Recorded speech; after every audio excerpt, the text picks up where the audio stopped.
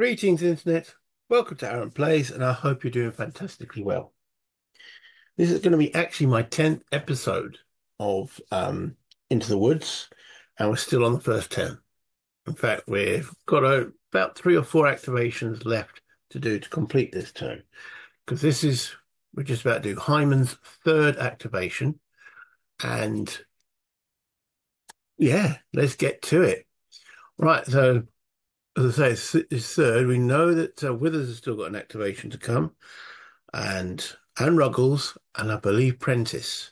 And that will actually finish us for the 6 a.m. turn. Okay, so on to Hindman, who's here. What to do? Now, bringing up the sequence of play.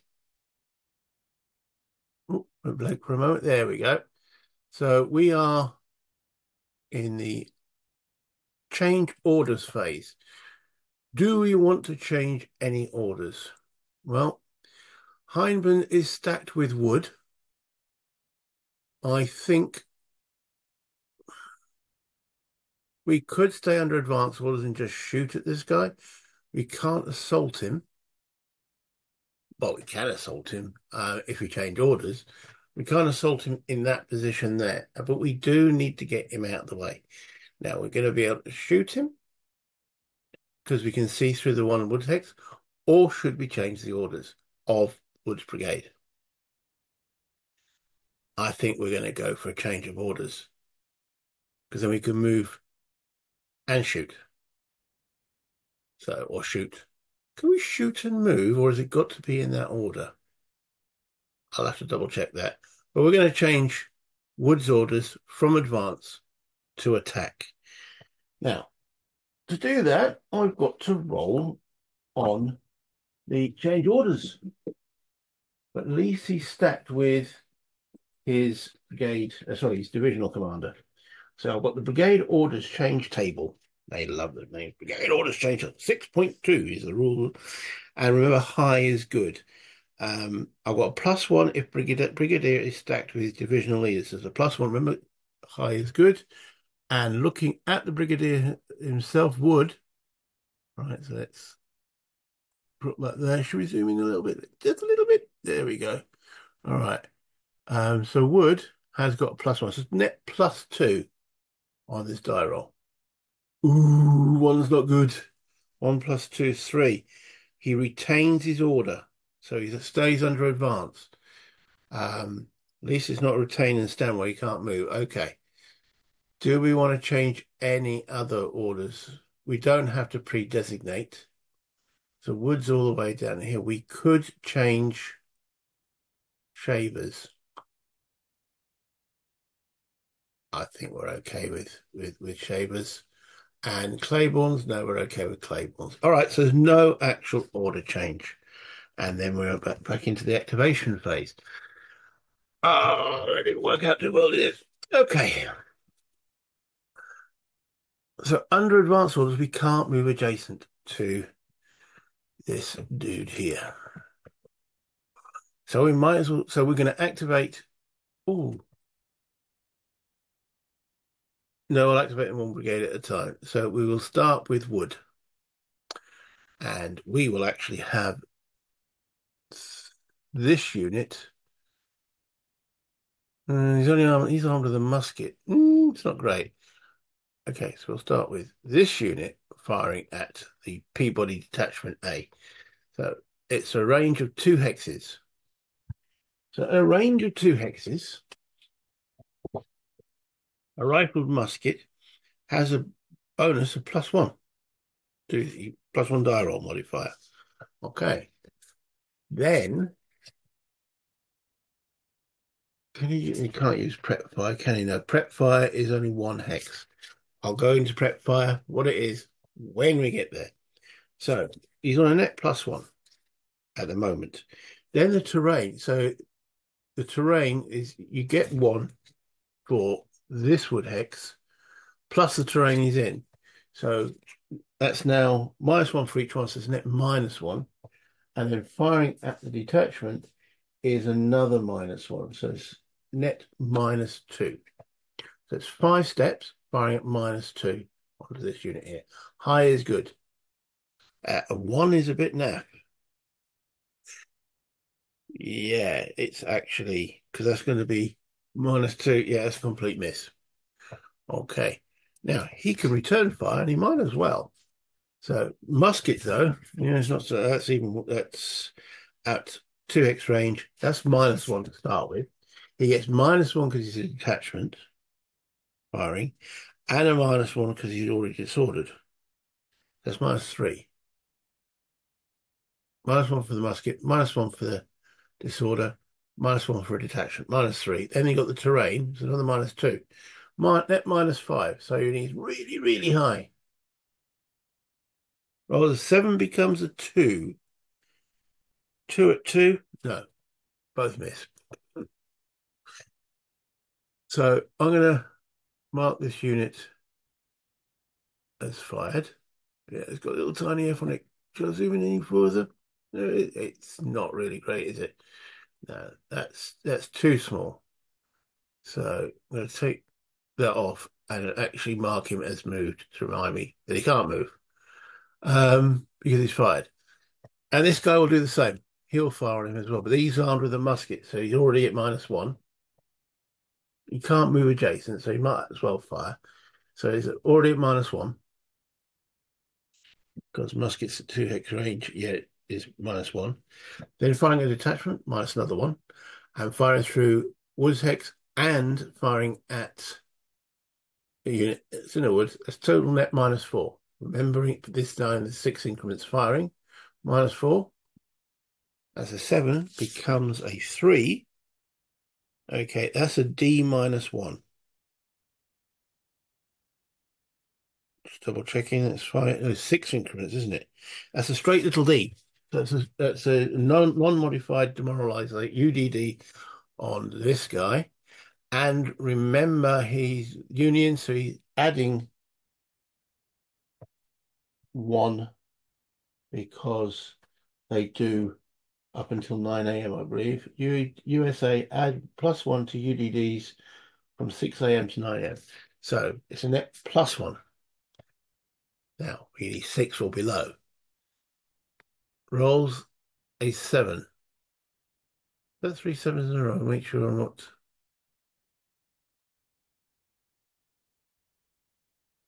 I'm not sure that actual die roll went in there. Yeah, it did. So, okay, so he's failed. Now, it says for the detachments, if they fail, they don't actually have to test for it. We're in the second disorder for that unit. They have another special rule, exception to all the rules. Detachments do not rout. Any rout result is treated as an SP loss, and the unit is retreated 1 to 2 hexes. Okay. We're not sure it's a rout retreat, a rout result, but we go to the second disorder table. Okay, he just failed a lose 1 SP and then retreat 1 to 2 hexes is the standard. Okay. But special rules for this particular route check from fire. Until the end of the 10 a.m. turn of any first day scenario, Union infantry units, not artillery or cavalry, that suffer a second disorder from small arms fire, including artillery fire at 3 must UDD after any required retreat. A failed roll results in rout. Okay. Otherwise, there's no effect. Now, as a detachment, he still takes a step loss. So I'll be bringing on a step loss counter, which is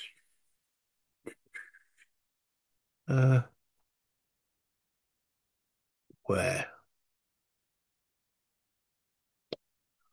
Dear, oh dear, oh dear. Okay.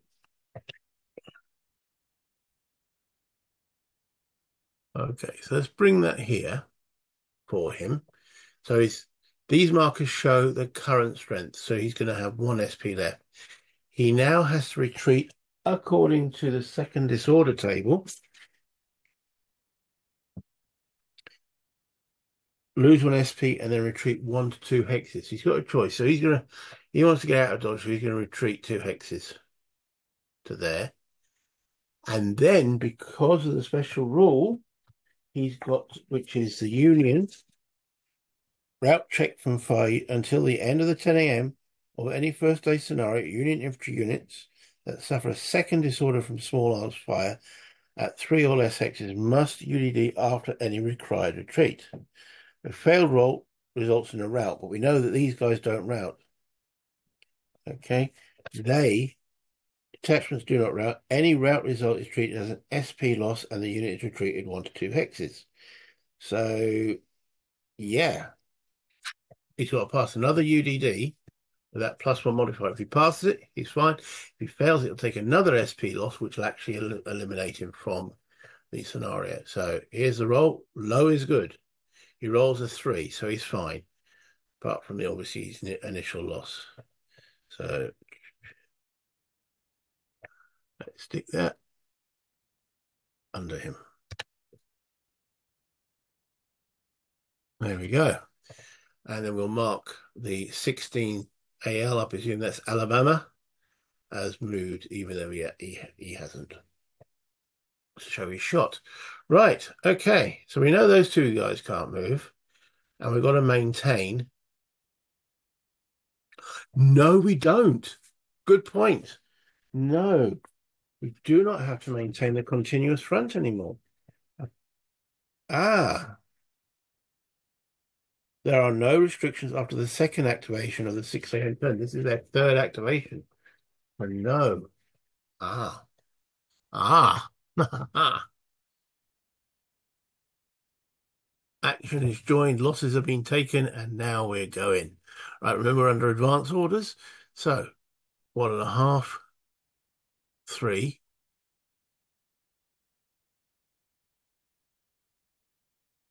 4.5, 6. Now, just a quick aside, why couldn't this guy return fire at that one that shot us in? Because he'd already returned fire at that one. You can only return fire at one unit. He could have withheld his fire and waited to fire at that guy. You don't have to fire at the first one, but it's only 1 unit per activation. Just a okay.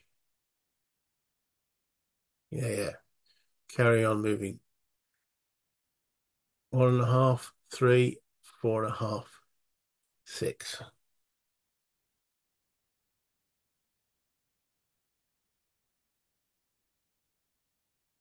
1.5, 3, 4.5, 6. Okay.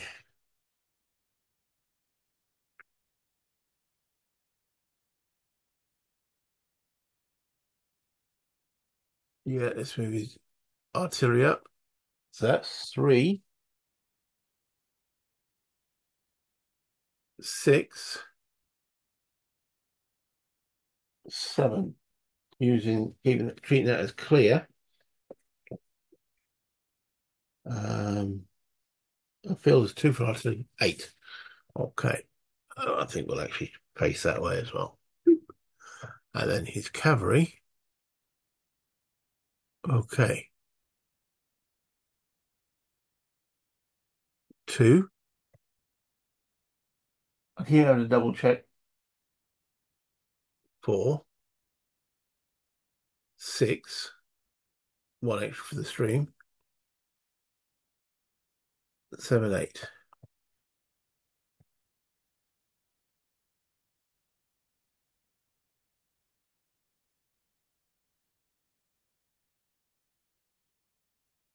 One, 2.5, 4.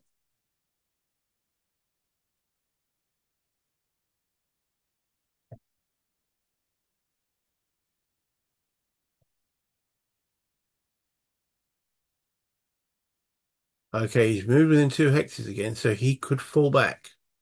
We know we've got another activation. We also know this is the last activation that this brigade's got. So Peabody, because again, if he falls back, he's got to make a UDD. Oh, we just avoided a rout. or a disappearance of the unit. So I think we'll decline to do that. And we know that he's got still, he can't move here, but there's nothing stopping him going there.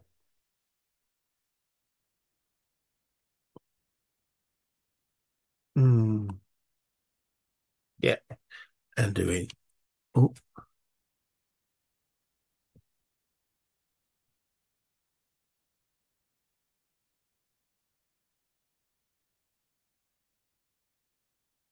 okay. 2.5, 4,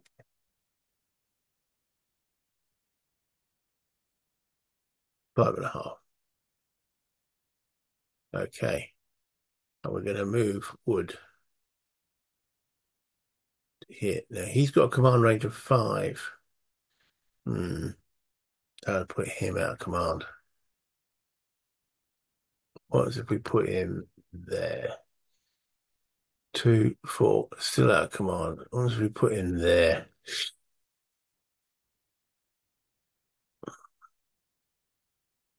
Better place actually would be there. Okay, so the command, he's got a command range of 5. Though it's only costing him 1.5 to move through there, it costs 2 for command purposes. So that would be 2, 4 to put him in command range. 2, 4. These aren't out of command though, because they're adjacent to another unit of his brigade. So even though he's out of command range of him, because that would be 2, 4, though you could move it along the road a bit, because he's in command range and he's adjacent to him, they'll be in command. The question is, we need to put him in command of him, if that makes sense. So I say we're doing this a little bit more detail now, the actual command. So we'll remove the A2 and now give Wood an A3. We know he's finished effectively because maximum chits is 3 for the first 2 turns. If you're efficient, we won't go into any more detail than that. So that's Wood's brigade completed. Now, I'm going to move Claiborne's, remembering that these guys are going to be Pond's, Anderson's, i.e. Ruggles division, will be moving in on their left. But we don't want to, I mean, this guy's got his arse in the wind, but I should imagine, I say I should imagine, um, who is he attached to? The 53rd Ohio. That's that dark blue. That's Sherman's, is it? 3. Yeah. So they're not going to, well, they might activate next turn, but are they going to come whizzing through here? Don't think so. But you never know. I could be absolutely bonkers with the Union. So I'm trying to get Claiborne in and around this area here to start pushing into Raya Field for the 7 a.m. turn. So what we actually got. Okay, so he's going to cross the stream for 1 for the open and 1 for the actual stream itself. So that's 2, 3, 4. Can't use the road advantage or the trail advantage, so it's 4, 5.5. 1 plus 1 for the stream is 2, 3, because we're crossing a very open hexide, 4.5.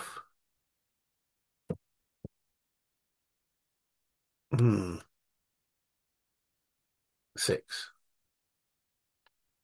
2.5, 4, 5.5. Okay, I've just noticed there is a gully there. So to cross from there to there is 1.5 plus the stream 2.5 plus the gully 3.5. That's 5. Not ideal, but there we go. 1.5, 2.5, plus the string 3.5,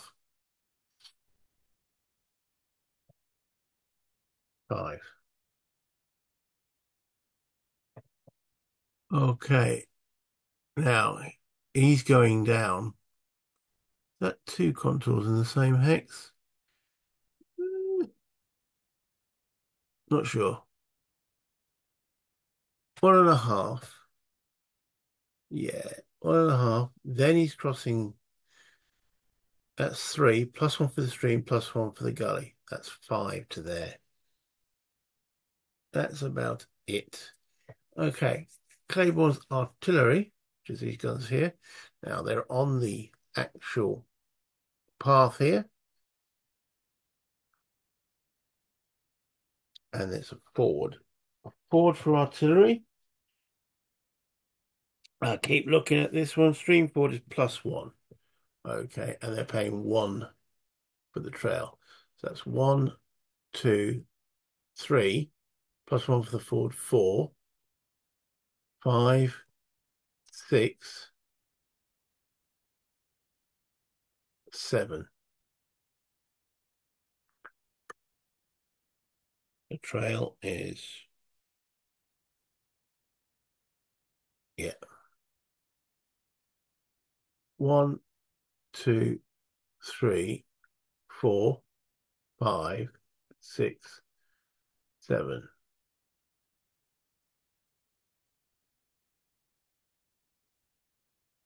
We can have up to 6 guns within stacking limits. So that's 1 regiment plus 6 guns. Okay. So now we need to work out where to put Claiborne to keep him in command. Hindman's actually got a weak command range.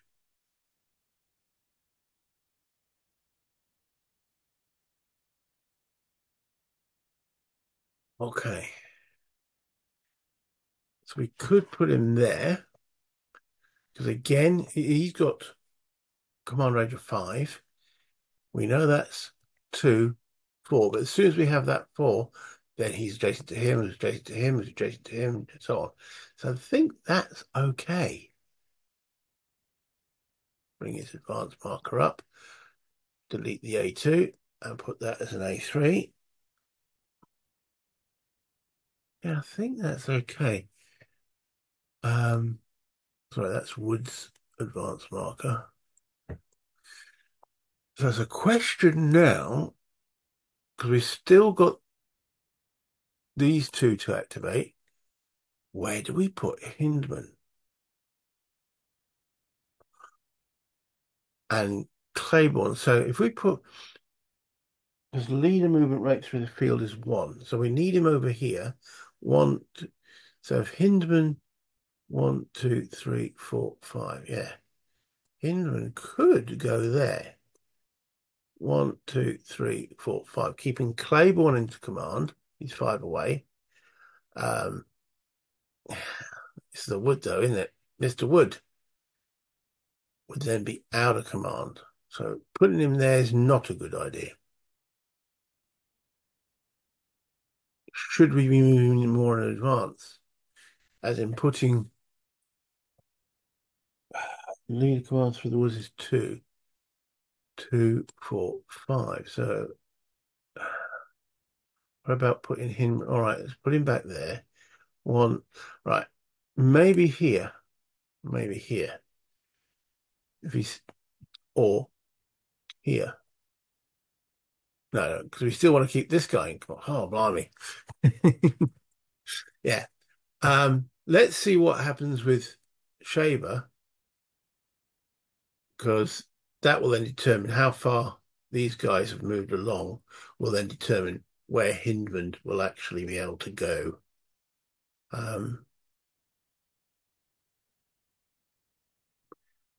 Who else is part of Hardy's corps? Just Hindman. Oh, okay. A one division corps. Hmm. So we haven't moved him as yet. Let's actually remove that mark. We'll get rid of that. We know he's. Come on, get out of the way. Okay. So let's see where Shaver gets to.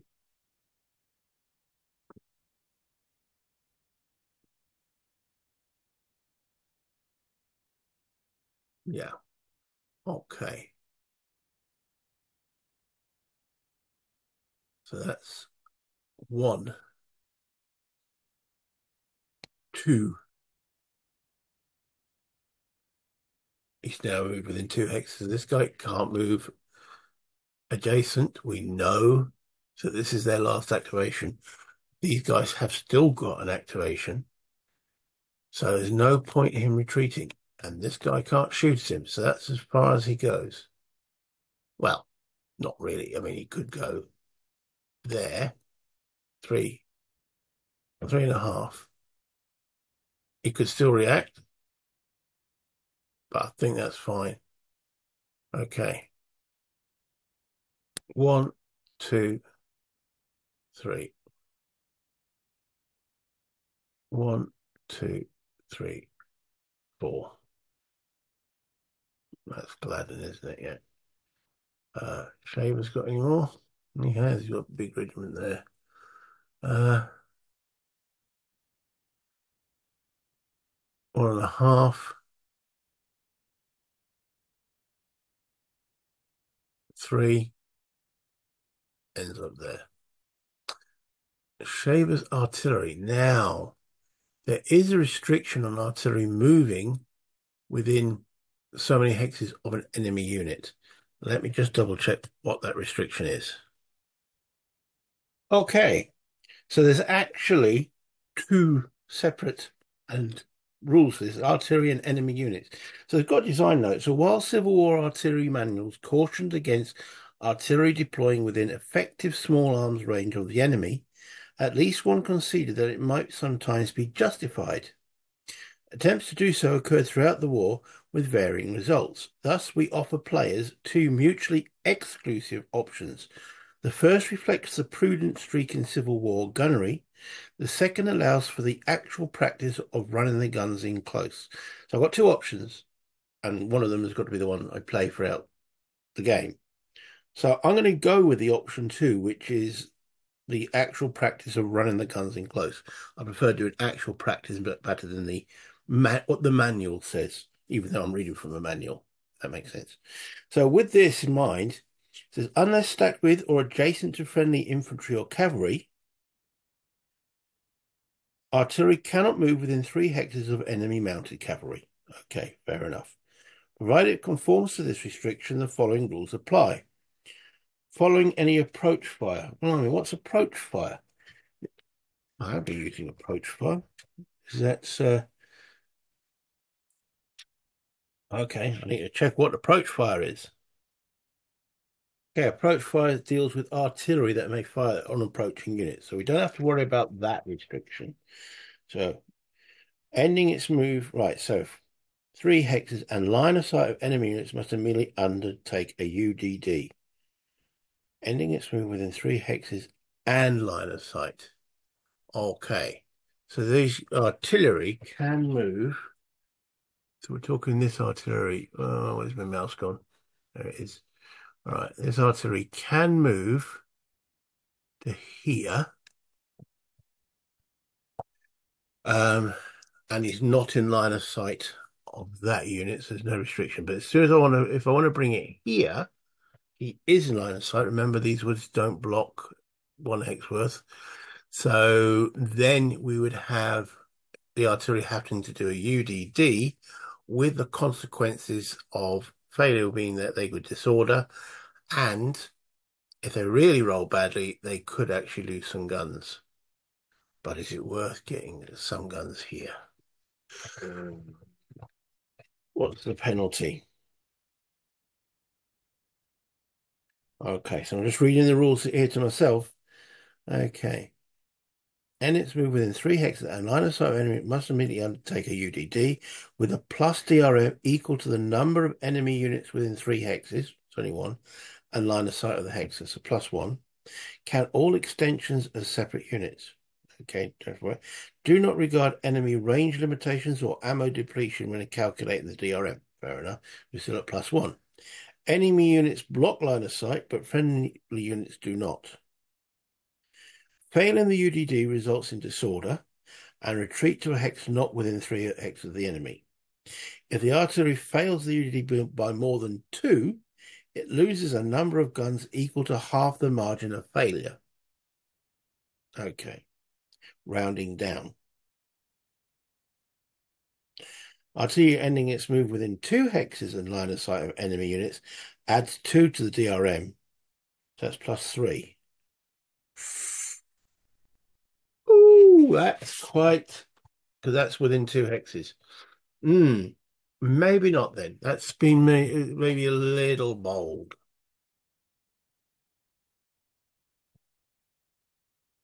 So,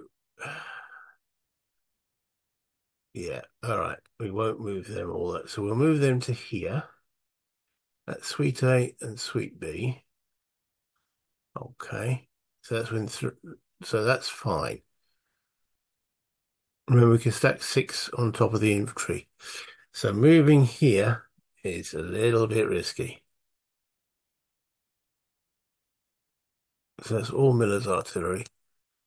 So I think we'll just have that behind there. Okay, so that is Shaver's brigade. So where are we going to put Shaver himself? And I think we're going to put him on the road here. Get rid of that, delete that and give him an A3. Which then leaves us with Hindman himself. Where are we going to put him? So we want to put him in such a place that he will keep Claiborne, Wood, and Shaver in command. And I think we're looking at putting him actually on the Wood hex, because then it'll be 2, 4, 5. Yeah. 2, 3. Oh, we have to move the units out of the way. Get straight down that road. So Hindman, who has got 10 movement points, goes 2, 3, 3.5, 4. Yeah, you can easily move to there. Maybe a better option for him would be if he's there, that would be 2, 3, yeah. Because we've got to keep Hindman in command as well. Because he needs to be within, because Hardy's going to be moving. He's got a command range of 7. So we'll maybe have to move Hardy up to here. So yeah, Hindman's fine to there. Let's delete his A2 and give him an A3 to show he's had his 3 activations. Okay. Whew. That ends that actual activation. Let's put that in there. Yeah, no other division. Draw the next chit. And it is Prentice. Okay. Yeah, we'll do that in the next video. Yeah, otherwise these will go too long, as we know. So that's me done on the map for the moment. Let's go back up to my wonderful face. Did I just actually say that? My wonderful face. Okay, so yeah, we are now getting close to the point where artillery trying to get to the front line. We're going to get some action definitely in the 7 a.m. turn. But Hindman's done. We've got Prentice coming up now. And then that'll just leave Ruggles and Witherman. Oh, I just thought I didn't move Gladden. Stop.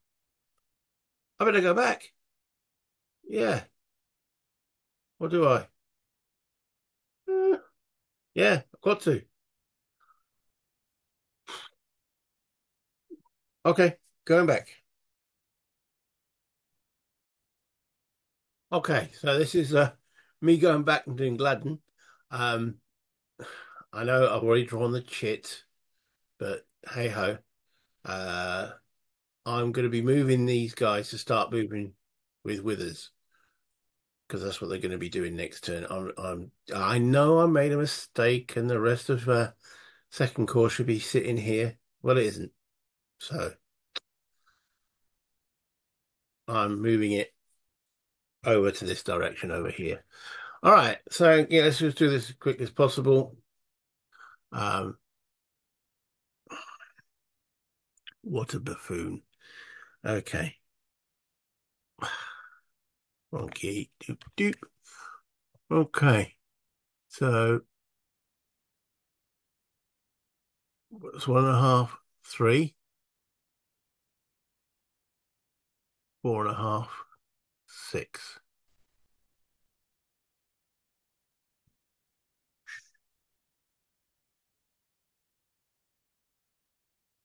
1.5,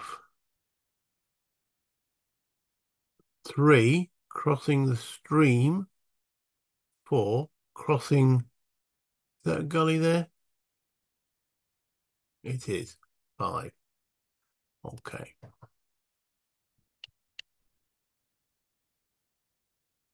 1, 2.5, 4. Pretty much as far as you can get. Okay.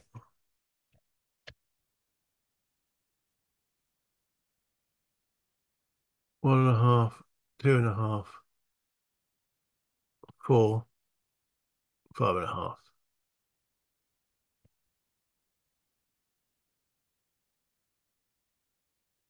1.5, 3, gully 4, stream 5. The guns 3, 6. Aladdin himself now. Got to be very careful because we want to keep him in command and control of withers. So he's only got command range of 4 himself. So if he's here, or if we put him there, remembering as long as the units he's adjacent to him, he can then give these command. So that could be okay. All right, let's delete the A2 and put an A3 there. What a buffoon. And keep his advance going. Right, that's Gladden. And yeah, let's go back to my to me.